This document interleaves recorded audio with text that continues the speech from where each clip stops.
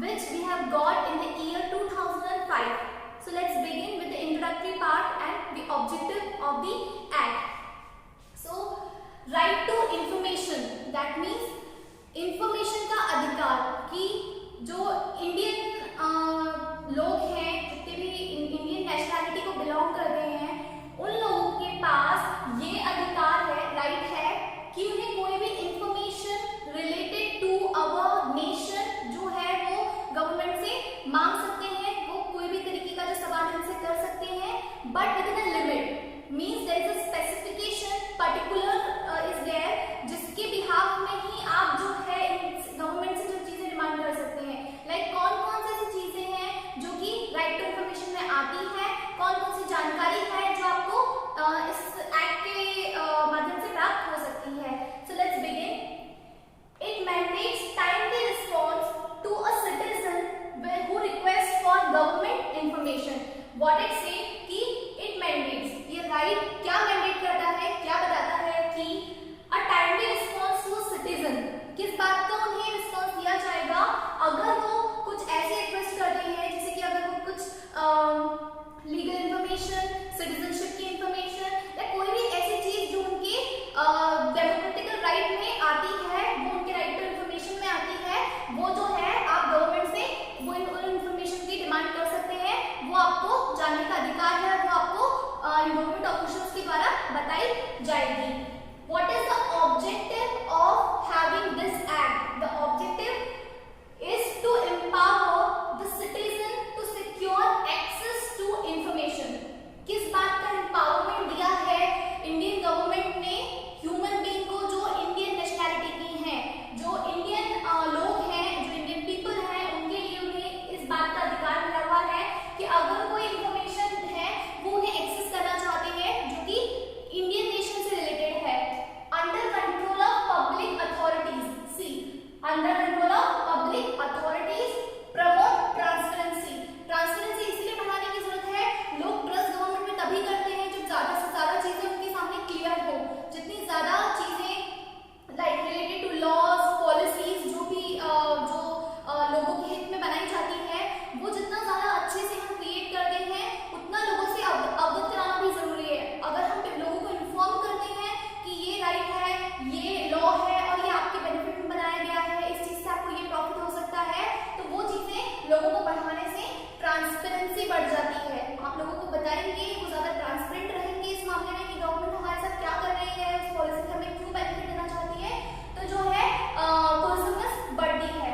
और accountability in the working of government and make democracy work for people in the real sense. That means कि democracy का meaning ही यही है कि आधिकारिक तौर पे जनता को पता होना चाहिए कि क्या चीजें गवर्नमेंट उनके लिए कर रही है, क्या स्कीम्स और पॉलिसीज बन रही है, यानी कि काम कैसे होता है। इनकी इंफॉर्मेशन अगर लोग लेना चाहे, आम जनता लेना चाहे, तो वो उन्हें मिलनी चाहिए, ये उनका डेमोक्रेटिक राइट है। एंड इसको स्पेसिफिक करने के लिए स्पेशली राइट टू इंफॉर्मेशन, मतलब कि रिलेटेड इंफॉर्मेशन अगर आपको चाहिए और उसके बारे में अगर आप जानकारी निकालना चाहें, तो इनकी जो गवर्नमेंट की जो पर्टिकुलर इनके लिए कमीशन बनाई गई है, उनके द्वारा आपको वो मिल सकती है।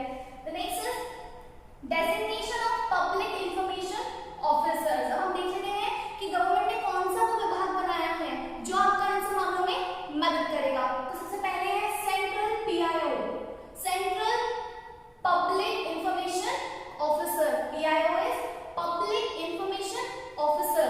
एक central by central because central government जो कि लीडिंग कमीशन है, वहां से ये बनेगा।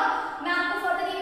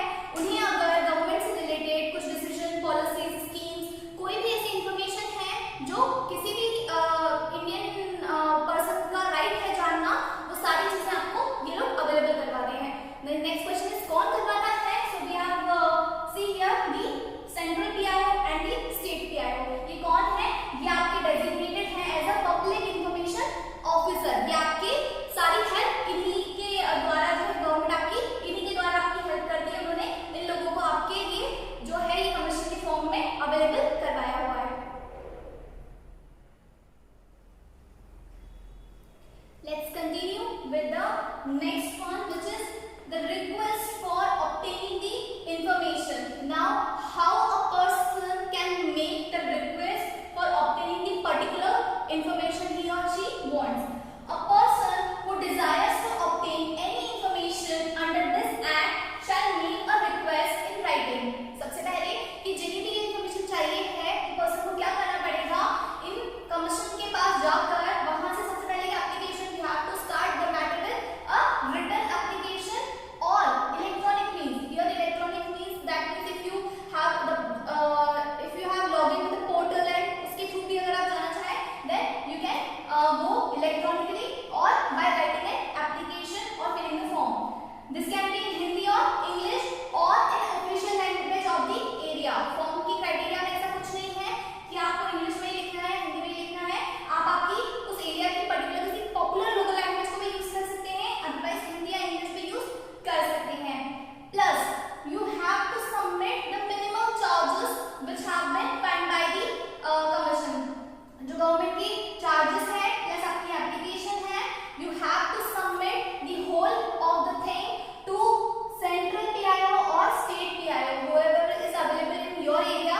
Like if you are in New Delhi or somewhere, then there will be a CPIO, that means Central Public Information Officer, and if not, then state PIO is obviously there in your area.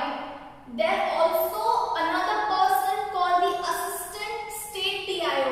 That means जो हमने group of people जिनकी बात करी थी, जो कि आपके इस कमीशन का पार्ट है, उसमें जो मेन है हम लाइक हेडिंग वाइज बात कर रहे हैं, इसमें मैंने आपको बताया कि वो स्टेट PIO है, बट असिस्टेंट PIOs भी होते हैं जो इनके सबऑर्डिनेट्स हैं, इनके अंडर काम करते हैं. वहां बाकी इंफॉर्मेशन जो भी है आप क्लियर करके उन्हें देकर एंड देन फिर ये फॉरवर्ड हो जाता है SPIO के पास. Applicant shall not be required to give any personal details. Here is a change, like कि आपको कुछ contact details देनी पड़ती है. Suppose they have to contact you in favor of your application. अगर आपको ये बताना है कि आपकी application reject होने वाली है या कुछ rejection के chances हैं या approve हुई है और उसमें कुछ correction के chances हैं, कोई भी ऐसी information है जो throughout exchange करनी है, then कुछ उस तरीके की details आप share कर दीजिए जिससे वो contact कर सके थोड़ा easily. Otherwise कोई ऐसी personal detail लगाने की जरूरत नहीं है जिसके बिना भी फॉर्म नहीं भर सकते. The next is time taken for disposal of the request. Once you have made the request to the in charge person, then अब कितना टाइम लगेगा, ये पूरी प्रोसेस क्या है और कैसे होती है. So mandatory for PIO. क्या mandatory है PIO कमीशन के द्वारा जो असिस्टेंट PIO जो भी एम्प्लॉय होंगे कि the public information officer mandatorily provide the information within 30 days. Within 30 days आपको एप्लीकेशन पे प्रोसेस करना है. उनकी डिटेल स्टडी करने के बाद आपके सीनियर जो भी मेंबर्स हैं उन्हें बताकर उसके प्रोसेस को फॉरवर्ड करके उन्हें कांटेक्ट करके विदिन 30 डेज और टाइम पीरियड एक नॉर्मल एप्लीकेशन आपको प्रोसेस करनी है. वो इन्फॉर्मेशन जो है सिटीजन को प्रोवाइड करनी है. The next is rejection may occur with specified reason. If the thing are not under the act's provision, अगर कुछ ऐसी चीजें हैं जो कि काफी सेंसिटिव इंफॉर्मेशन है जो किसी सिटीजन तक शेयर नहीं की जा सकती, then